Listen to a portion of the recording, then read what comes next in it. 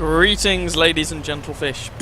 Welcome to another World of Tanks video. We're going to be featuring some subscriber replays today. Not that much links these subscriber replays together, other than the fact that they are subscriber replays. Kicking off proceedings with K1 Gol, we're just going to call him K1 for short, and he is driving the BT-7. This is the Tier 3, one of the Tier 3 Russian light tanks. He's here on Kampanovka. Let's just make that map a little bit bigger. Here on Malinovka, and he is, well, gonna be using the W key rather extensively. Tier 3, Tier 4 match, so that's okay. Matchmaking isn't horrific. In terms of penetrating people, the BT-7 and the Matilda are going to be decidedly problematic. But everyone else he should be able to penetrate without too much difficulty. Interestingly, on the friendly team, two of the top tier tanks are artillery, and one of the tanks on the enemy team, top tiers that is artillery. Slightly unusual, but these things happen. Somehow he doesn't take any damage there, but not going to complain. Let's run with it. BT-7 is actually quite a fun little tier 3 light tank. It's very fast, got a good power to weight ratio, and the gun, well, the gun's, it's about as good as any of the other tier 3 light tank guns, to be honest. It's not fantastic, but it gets the job done. Panzer 1C here, not my favourite tank in the world, and, well, there's just, yeah, lots of death over there. He manages to kill K1's ally over there, but K1 manages to kill him, and thankfully someone just took down the Matilda and the Panzer B2. So there we go, there's the two heavily armoured targets already dead. So that makes that a little bit easier. Panzer here, well, sorry, not a Panzer, my apologies. This is, of course, the Czechoslovakian machine, the LTVZ-38. And K1 is, yes, he is circling this guy to death. This is a light tank circling another light tank to death. Well, hopefully to death. And one more shot to kill this fellow. You can see the dispersion values here are not particularly good. That's low tier guns for you. Come on, kill him. There we go. And that just leaves this A20, who has been rather ineffectively firing at K1 for about the last 30 seconds. A20 should have the advantage here. He's the higher tier tank. More health, more armor, bigger gun, more hit points, all that good stuff. Not that he's really putting it to much use here. And he is dead too. Artillery, by the way, there's only 3 of them left at this point, and they're all artillery. K1's up to 3 kills. This is a nice quick game for you to kick things off. Can he pick up a 4th kill? Come on, get these suckers. Come on. The wonders of light tanks on the move. Their accuracy is terrible. Finally, ammo rack just to make sure. And can K1 pick up? No! There we go. Pick up this Lorraine. Honestly, at this point, he could probably just aim his shots properly. And it wouldn't be too much of an issue. Sexton is done, and so is the Lorraine, and that is the game.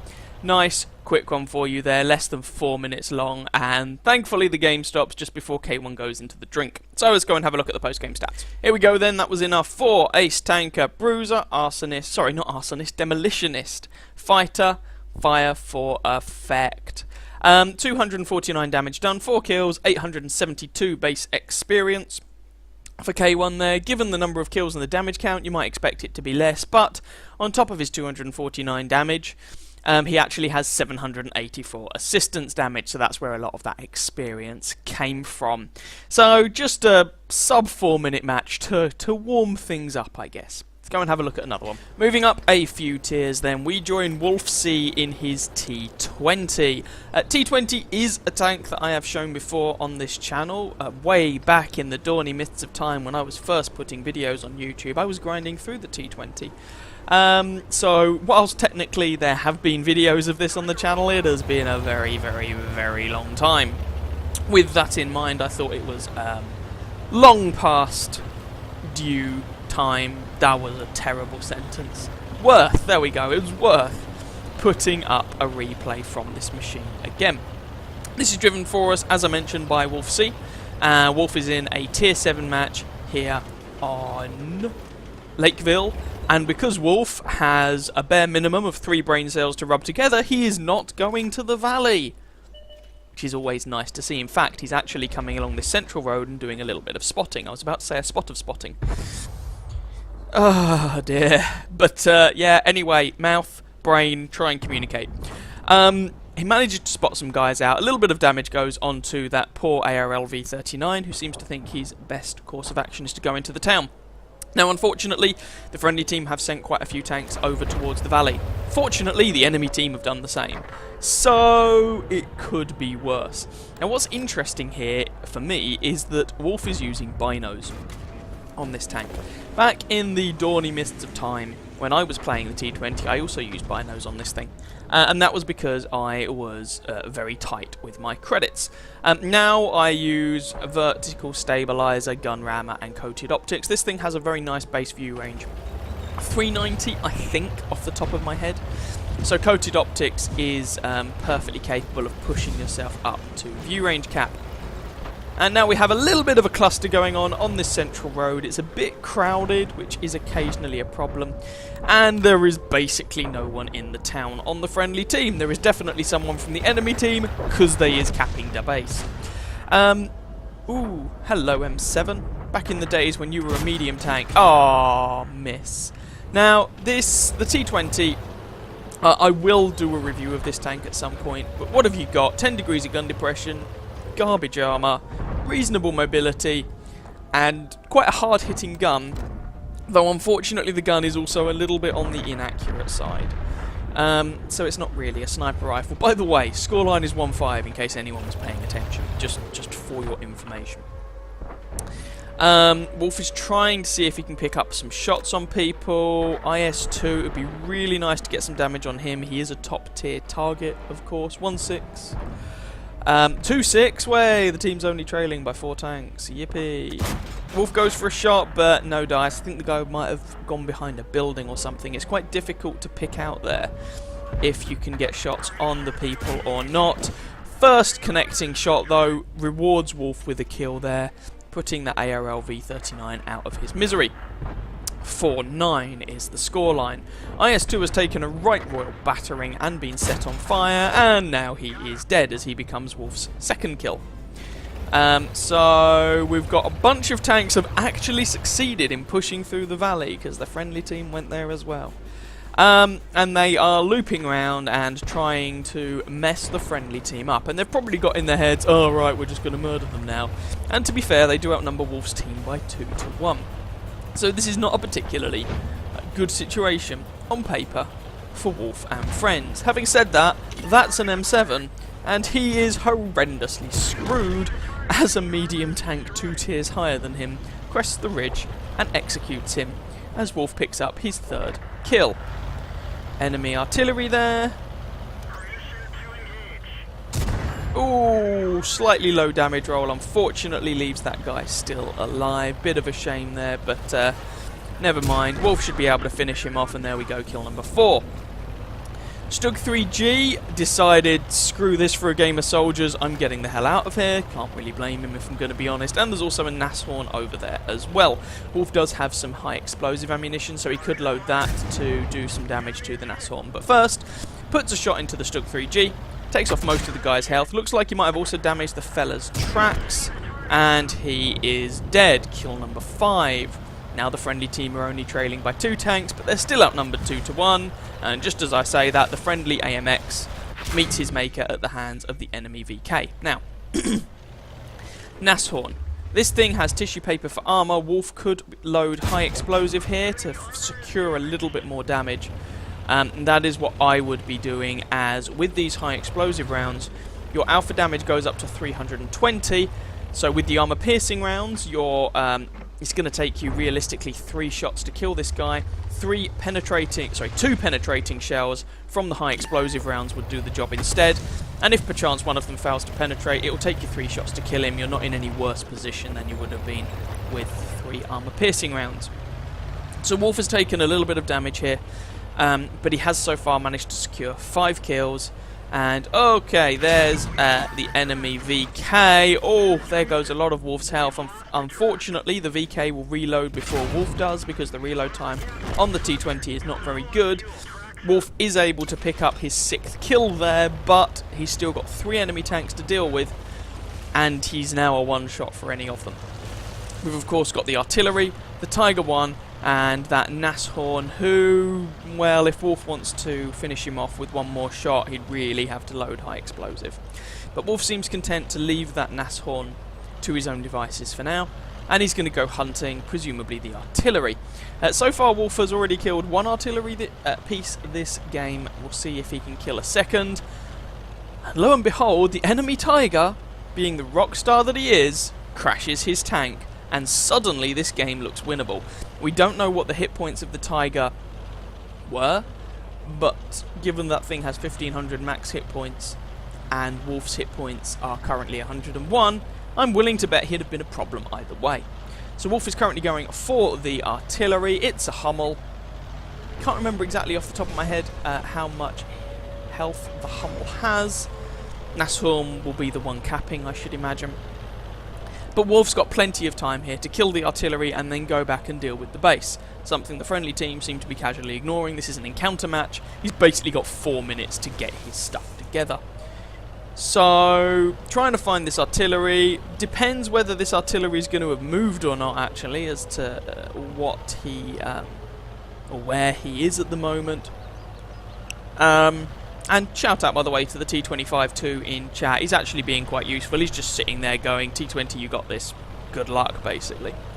Nice to see some positive comments in chat rather than, oh my god, noob, T20, you're the last one left. We're all going to lose. Oh no, despite the fact that Wolf is sitting on a Top Gun at the minute.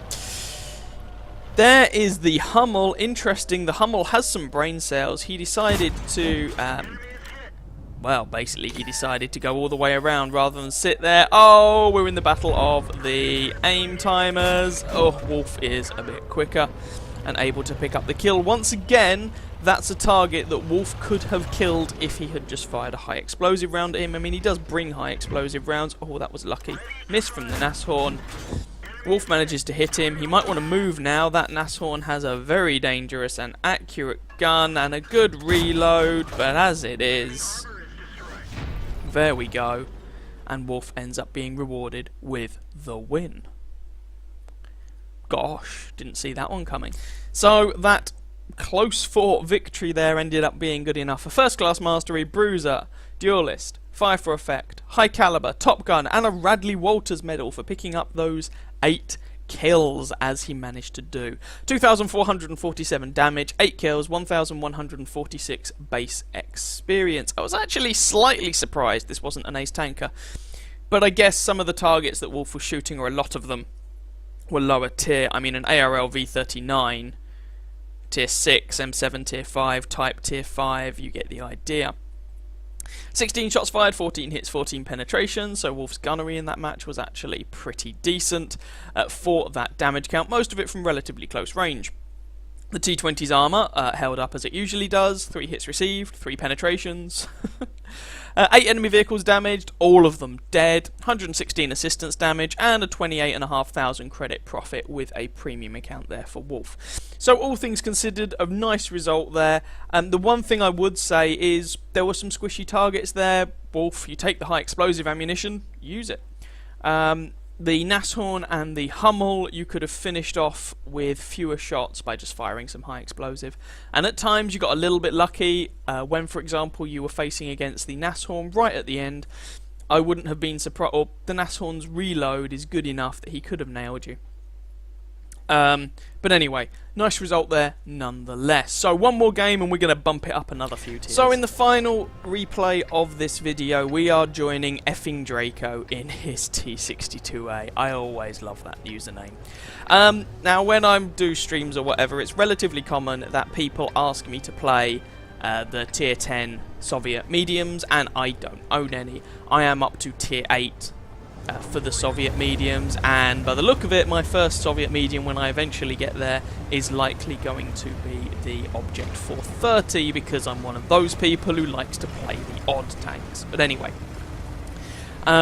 Bearing in mind that I don't own any, I thought, well, let's take the opportunity to show you a little bit of Tier 10 Soviet medium tank gameplay, and, well, effing Draco is a pretty natty player, as you can see from the 3 marks of excellence he has on this tank. So, we are here in a Tier 10 match, obviously, on Prokhorovka. It's not a bad it's not a bad map for medium tanks, though heavy drivers, I'm sure, complain endlessly about it. There's also no artillery in this match. Now, this is a patch 9.17 replay, so this is back when artillery still did all of the damage in the world ever whenever it hit you, but it didn't have much in the way of splash radius. Now, interestingly about the T-62A, the turret is made of unobtainium. It is a very, very, very hardy turret. There's only, I believe, 5 degrees of gun depression to work with, but if you can make that gun depression work, you can bounce an awful lot of stuff. Interestingly, it seems that at the moment, Wargaming have decided what they're going to do is buff the turret on the Object 140. I'm not really sure why they think that's a good idea, because then the differences between the 140 and the T-62A become smaller. And they've said they want each of them to have a distinct role, but there we go, whatever, I guess. What you're going to do. Interestingly, effing Draco is loading a heat round here, because he is faced with a Type 5 Heavy and a Mouse. And before anyone whinges and complains about it, to be honest, well, they buffed the armour on the Type 5 Heavy and the Mouse. So unless you have an opportunity to get flanking shots, how do you beat them? Well, basically, you double tap 2 and load the gold. I think it's a pretty garbage situation. I also find it entertaining that, well, effing Draco eventually ends up using the round on the Tiger, but there we go. Yeah, it's a bit of a sad situation in my opinion, if we're going to be brutally honest. Now, effing Draco is a much better player than I am, but I do feel that that move there, trying to get a shot onto the Leopard, was a little bit optimistic.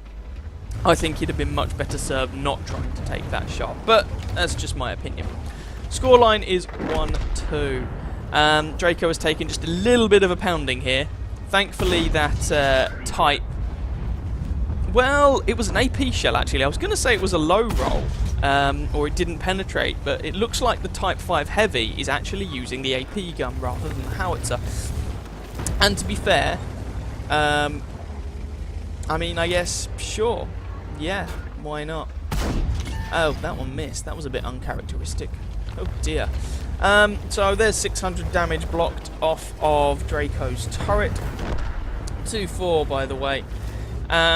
And Draco is just trying to do damage to these super heavies who are in the middle of the map. And this is one of those unfortunate situations where if there were artillery, these super heavies wouldn't necessarily be able to sit out in the middle of the map like they are at the moment. But there we go. C'est la vie. Artillery does have its uses. Oh, that one bounced. That was a little bit unlucky. But there we go. Some damage through the front of that Type 5 Heavy. That one missed, unfortunately, and Draco is down to 5 rounds of heat ammunition. I don't want to turn this replay into a discussion about premium ammunition, but suffice to say, in my opinion, premium ammo could really do with being reworked, but that would have to come with, let's say, a more general rebalance. And I'm not sure if Wargaming want to do it, because it would probably encourage fewer people to spam it. But then they seem to want to be taken seriously in esports, so you can't have your cake and eat it, frankly. Anyway, Draco is up to just shy of 2,000 damage done, 1,720 blocked by his armor, and 843 assistance damage as well. If the game were to end now, for a lot of people, this would be a good game in a tier 10 medium tank. Pretty sure Draco does not fall into that category because, well, he's got 3 marks of excellence on this thing, and whilst I don't know for sure, I would therefore expect his average damage per game, let's not look at assistance damage, but just the amount of damage he physically does with the gun, it's probably around 3,000. So he's still a bit below that at the minute. Trying to use this 5 degrees of gun depression to get shots over on those heavy tanks to his left-hand side. Friendly team is clawing this back just a little bit, which is nice. Side of the hull on the Mouse, there we go. 1 round of high explosive anti-tank ammunition remaining. If he could use that heat round to take out the Mouse, that would be great, but no, it ends up getting eaten by the tracks of the IS-7, which is a little bit unfortunate, but there we are. Takes out the track again, which Wow, I'm actually surprised the IS-7 could shoot Draco there, but there we go. Lower front plate, and the friendly STRV S1 finishes him off. Actually, pay attention to how that S-Tank does throughout this game. It's worth having a look at him in the post-game stats. Bearing in mind he's only a Tier 8 tank destroyer in a big scary Tier 10 world. But he doesn't have a bad round at all. Scoreline is 9-8, so the friendly team have successfully clawed this back. Although I was being so complimentary about that S-Tank, and then he just opens his mouth and undoes all that good work. C'est la vie. I guess you can rack up a lot of damage and still be a raging. Yeah, so and so. Let's keep this family friendly, shall we? Anyway, so 9 kills per team, and if you have a look at what tanks are left on both teams are left with 2 of their top tier tanks, 1 of their tier 9 tanks, and 3 bottom tier tanks. The STRV on Draco's team will have done quite a lot of damage, I will just let you know that for free. And the Lorraine on the enemy team so far has managed to rack up 4 kills. Now, don't know what his damage count is, but 4 kills from a tier 8 in a tier 10 match is nothing to snub at. This is a bit of a tense situation. Unfortunately, the friendly team have lost all of their tanks who were over on the other side of the train tracks. So they don't have any vision of the hill, which is a little bit of a problem, but there we go. Leopard over to the right-hand side there. Can Draco pull a shot? No success. Friendly Leopard has gone over the train tracks. That seems a little bit optimistic to me. I mean, there's a Lorraine 40-ton, which, okay, it's only a tier 8, but it's got that 4-round auto-loader, which will do a lot of damage. I mean, that's 1200 damage.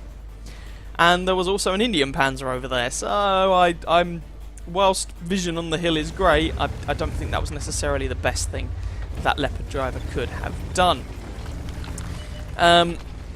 Draco is still trying to find shots over this ridge line. With this, it swings and roundabouts. On the one hand, good turret armor. On the other hand, very mediocre 5 degrees of gun depression can make it decidedly awkward to find those shots. T110E4 going for the shot through the turret cheeks. Turret cheeks are relatively weak on that tank, so that ends up doing damage. A bunch of assistance damage as well. Bit unfortunate that that shot didn't connect. And you do have to actually pay attention to your ammo count in these Soviet medium tanks. Although you have to pay attention to your ammo count in the Soviet heavy tanks as well. I mean, these guns, these 100mm guns, have low alpha damage and a high rate of fire, which encourages people to take... Oh, and good soft stats. So that encourages people to take snapshots and to do some blind shots and have a bit of a punt. And the thing is, with the relatively low alpha damage, you need to pump out quite a few of these shells in order to carry these, let's say, suboptimally skilled teams or games that just don't go in the direction you want them to. And so, okay, in this particular scenario, Draco has still got 27 rounds of APCR and 2 rounds of HE left. That's not too bad, but in general, yeah, you can burn through your ammunition on these tier 10 Soviet medium tanks. Anyway, friendly Lorraine 40T explodes as the Jagdtiger goes pew, boom. But in doing so, the Jagdtiger is exposing his... Okay, no, that's not his flank anymore, never mind. Woo! That was a bounce, and Draco is going to take hideous advantage of this. One more shell to kill this fella. He's just looking over his shoulder to make sure he's not going to expose himself to the Indian Panzer. Please, no jokes about exposing yourself there. And that one, well, it hit, I guess. So this is a long-range shot, and Draco did not aim that one in the slightest. That one, however, hits and tracks the guy. 320 alpha damage, so one more shell should be enough to take him out, and there we go. That is actually Draco's first kill in the entire match, and it's an Indian Panzer. It's almost embarrassing. Then again, he has done almost 5,000 damage and got over 2,000 assistance damage, with over 2,000 damage blocked by his armor. So, swings and roundabouts. We've just got these 3 tanks remaining then. The Leopard 1, the Lorraine 40-ton, and the T110E4. And on Draco's team, we've got, well, Draco, obviously, in his T62A, the ML1, and the S-Tank. Still playing the spotter role. Draco hasn't really moved far from this ridgeline all game. And, well, why not? It's a useful position to be in. He's been able to put shots across quite large areas of the map, do a good amount of spotting, and generally have a pretty dominant performance in this match. Lorraine 40 ton, one through the front of the turret. Enemy Leopard is going for it now. This is a dicey situation. Oh, a beautiful fire and a shot there from one of Draco's allies. It looked like the S-Tank, and means that guy just burns to death, which is a bit of luck there, because otherwise the Leopard could well have killed Draco. Draco certainly didn't have the hit points or the DPM to take the guy down at that point, but a shot from an ally plus a lucky fire, and suddenly the German tank is no more. Lorraine 40 ton is still doing a bit of spotting, and he takes another 100mm shell to the face for his troubles. One more of those will finish the guy off, but we do still have to be worried about that T110E4. Frankly, in this situation, the T110E4 could load a high explosive shell, and that would just derp Draco to death. And would do a lot of damage to either of the other tanks on Draco's team as well. In fact, Emil-1, 675, the S-Tank's on a lot of health, but yeah, the high explosive shell may even be the shell of choice in this particular scenario. Never mind. Draco is still trying to see if he can get shots over toward that Lorraine 40 ton. No joy. We're down to 3.5 minutes of this match left, and the S-Tank is repositioning. Perhaps he's going to try and spot that Lorraine, or perhaps he's going to try and hunt the guy. Whichever. He is actually moving. Lorraine gets spotted. This rather depends on where that T110E4 is. S-Tank picks up the kill on the Lorraine, and now it's just a case of hunting down this tier 10 tank destroyer. Now he has quite a lot of hit points remaining. The Emil-1 could clip him, although he'd really want shots into the side or rear. Draco can certainly do some pain to that fellow. There we go. He's now got fewer hit points, and the S-Tank certainly has the penetration to make a mess. And the T110E4 is not the best armoured tank destroyer, or best armoured machine in the world, and this is an awkward situation for him. He doesn't really have great gun depression, and Draco's able to put a shot straight through that kind of commander's cupola thing. Machine gun port, what's it? Finish the guy off, and round the game off as well. So, for the last time in this video, let's go and see how well our wonderful victim did. Well, far from being a victim, that was a pretty commanding performance from effing Draco. Ace Tanker, Spotter, Bruiser, Arsonist, Fire for Effect, Shellproof, Confederate, and High Caliber medals. Quite a nice slew of awards there for Draco. He was actually able to pick up, in the end, 6,681 damage, 3 kills, 1,336 base experience, which for a tier 10 tank is really rather nice. Raimaip, I cannot pronounce that, in his STRV was able to pick up 5,320 damage, 3 kills, 1,495 base experience for him. Good result, considering he's a tier 8 in a tier 10 world, although, dude, your behaviour in chat, come on, don't be a twat. If we have a look at the other performers on both teams, there was no one else that really stood out on Draco's team. The Emil-1 had a decent game, 1,000 base experience there. On the enemy team, shout out really to that Lorraine 40 ton, 2,500 damage, 4 kills, 662 base experience on a defeat in a tier 10 match in a tier 8 medium tank is a pretty good performance, just not good enough for that team. 32 shots fired, 24 hits, 20 penetrations for that damage count. 1,321 damage from a distance of more than 300 meters, everything else from pretty close range. 8 hits received, half of them bounced for 2,280 damage blocked by his armor. 2252 damage assisted as well. 10 enemy vehicles damaged, 3 of them destroyed, almost 4 kilometers traveled.